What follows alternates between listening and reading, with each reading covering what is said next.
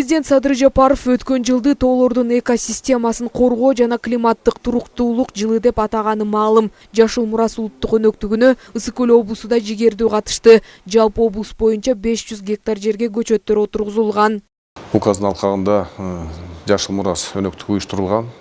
Бул өнөктөштүктө облус боюнча 500ден ашык гектар жерге 5400ден ашыгыраак көчөттөр отургузулду. Жашылдандыруу өнөктүгү Түп районунда да масштабтуу өттү. Райондо 2022 жылы 25 гектар жерге жашылдандыруу иш-чаралары уюштурулду. Анда 34191 даана ийне жалбырактуу жана жазы жалбырактуу көчөттөр тигилген. Көчөтканалардын 17 сотый жерине көчөттөр эгилген. Андан сырткары экме токойлор ишке ашырылган.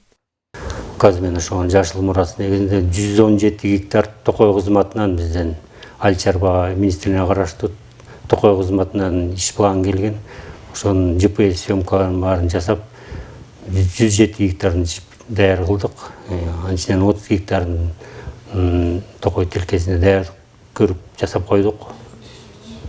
Анан ушул Жашыл Мурас боюнча 2 гектар жерде отургуздук күзүндө. 3000 көчөт отургузуп даяр кылып койдук да.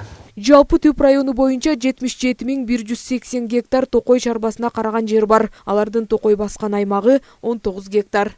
Быйылкы жылга 2022 жылга 3 миллион 100 миң каралган.